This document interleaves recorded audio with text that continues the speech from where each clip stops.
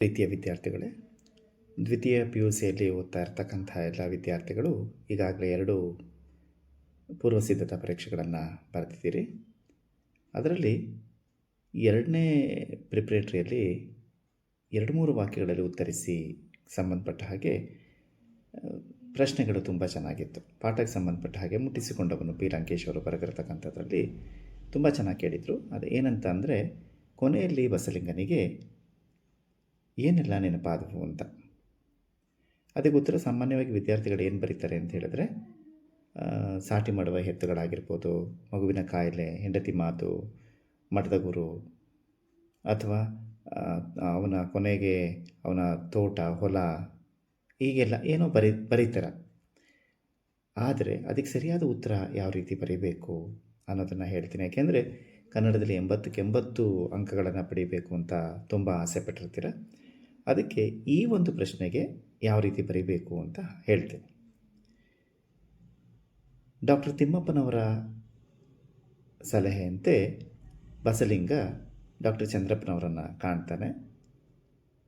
ಅಲ್ಲಿ ಅವರು ಹೇಳಿದಂತಹ ಮಾತುಗಳನ್ನು ಕೇಳಿ ಅವನು ಹೊರಗಡೆ ಬಂದ ಮೇಲೆ ಅವನಿಗೆ ಗೊತ್ತಾಗುತ್ತೆ, ನನ್ನ ಕಣ್ಣನ್ನು ಹೆಂಡತಿಯ ಮಾತಾಗಿರ್ಬೋದು, ಮಠದ ಗುರುಗಳಾಗಿರ್ಬೋದು, ಉಡಾಫೆ, ಸುಳ್ಳು ಯಾವುದೂ ಕೂಡ ಸರಿ ಮಾಡೋಕ್ಕಾಗಲ್ಲ ಅನ್ನೋದು ಗೊತ್ತಾಗತ್ತೆ. ಆ ಗೊತ್ತಾಗಿದ ತಕ್ಷಣ ಅವನಿಗೆ ನೆನಪಾಗುವಂಥದ್ದು ಡಾಕ್ಟರ್ ತಿಮ್ಮಪ್ಪನವರ ಪ್ರೀತಿ ತುಂಬಿದ ಮುಖ ಮತ್ತು ತುಂಬ ಚುರುಕಾಗಿರ್ತಕ್ಕಂಥ ಬೆರಳುಗಳು. ಅಷ್ಟೇ ಅಲ್ಲ, ಅವನ ಹೊಲ, ಅವನ ಎತ್ತುಗಳು, ಹೊಲದ ವಾರೆಯಲ್ಲಿರ್ತಕ್ಕಂಥ ಮಾವಿನ ಮರ, ಪಾರಿಜಾತದ ಹೂ ಎಲ್ಲವೂ ಕೂಡ ನೆನಪಾಗತ್ತೆ. ಇದಿಷ್ಟು ಉತ್ತರವನ್ನು ಅದಕ್ಕೆ ಬರೀಬೇಕಾಗತ್ತೆ. ಅದೇ ಪಾಠದಲ್ಲಿ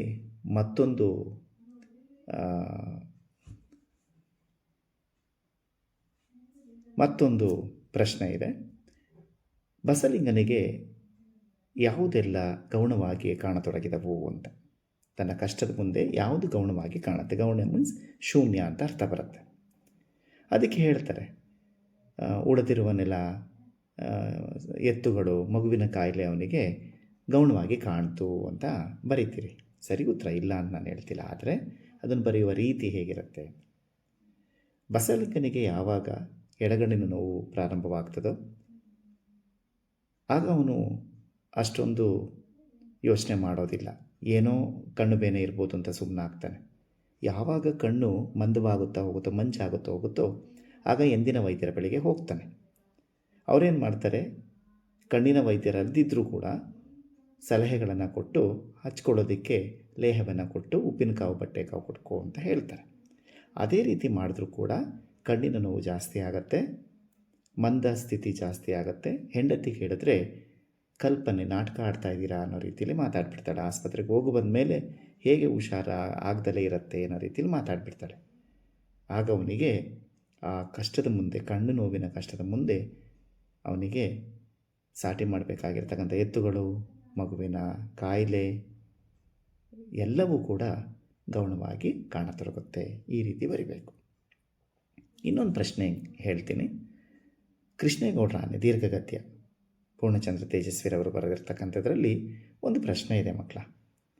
ಏನಂತ ಹೇಳಿದ್ರೆ, ಮಠದವರು ಆನೆ ಮತ್ತು ವೇಲಾಯುಧನನ್ನು ಮಠದಿಂದ ಹೊರಹಾಕಲು ಯಾಕೆ ಹವಣಿಸ್ತಾರೆ ಅನ್ನೋದು. ಇದಕ್ಕೆ ಉತ್ತರ ಗೊತ್ತು, ನೀವು ತುಂಬ ಚೆನ್ನಾಗಿ ಬರೀತೀರ. ಯಾವಾಗ ಗೂಳೂರು ಮಠದ ಜಗದ್ಗುರುಗಳನ್ನು ಜನರೇ ಅಡ್ಡಪಲ್ಲಕ್ಕಿಯಲ್ಲಿ ಹೊರಲು ಪ್ರಾರಂಭಿಸ್ತಾರೋ ಆಗ ಆನೆ ನಿರುಪಯುಕ್ತವಾಗ್ತದೆ. ಅದ್ರ ಜೊತೆಗೆ ಆನೆಯನ್ನು ಹೊರ ಹಾಕೋದಕ್ಕಿಂತಲೂ ಕೂಡ ಆನೆಯನ್ನು ನೋಡ್ಕೊಳ್ತಾ ಇದ್ದಂಥ ಮಾವುತ ತುಂಬ ತೊಂದರೆ ಕೊಡ್ತಾ ಇರ್ತಾನೆ. ಏನಂತ ಹೇಳಿದ್ರೆ, 24 ಗಂಟೆಯೂ ಕೂಡ, ದಿನದ 24 ಗಂಟೆಯೂ ಕೂಡ ಕುಡಿದು ಮಠದ ಸಾತ್ವಿಕ ವಾತಾವರಣವನ್ನು, ಉತ್ತಮವಾದ ವಾತಾವರಣವನ್ನು ಹಾಳು ಮಾಡ್ತಾ ಇರ್ತಾನೆ. ಅವನಿಗೆ ಚೀಮಾರಿ ಹಾಕಿ ಬೈದು ಮಠದಿಂದ ಹೊರಗಡೆ ಹಾಕಿಬಿಡ್ತಾರೆ. ಹಾಕಿದಾಗ ಆನೆ ಯಾರ ಮಾತನ್ನೂ ಕೇಳದಲ್ಲೇ ಊಟವನ್ನೇ ಬಿಟ್ಬಿಡುತ್ತೆ. ಆ ಆನೆಯ ಸಲುವಾಗಿ ಅವನನ್ನು ಮತ್ತೆ ಕೇರಳ ತನಕ ಹೋಗಿ ಕರ್ಕೊಂಡು ಬರ್ತಾರೆ. ಕರ್ಕೊಂಡು ಬಂದಮೇಲೆ ಅವನಿಗೆ ಅನಿಸುತ್ತೆ, ವೇಲಾಯುಧನಿಗೆ ಆನೆ ಇರೋ ತನಕ ನಾನಿಲ್ಲಿ ಚೆನ್ನಾಗಿ ಆಟ ಆಡ್ಬೋದು ಅಂತ ಮತ್ತಷ್ಟು ಕಿರುಕುಳ ಕೊಡೋದಕ್ಕೆ ಪ್ರಾರಂಭ ಮಾಡಿಬಿಡ್ತಾನೆ. ಈ ಕಾರಣದಿಂದ ಆನೆ ಮತ್ತು ವೇಲಾಯುಧನನ್ನು ಮಠದಿಂದ ಹೊರ ಹಾಕೋದಕ್ಕೆ ಹವಣಿಸ್ತಾರೆ ಅಂತ ಬರೀತೀರಿ. ಅದರಲ್ಲಿ ಇನ್ನೊಂದು ಪಾಯಿಂಟ್ ಸೇರಿಸ್ಬೇಕು ನೀವು.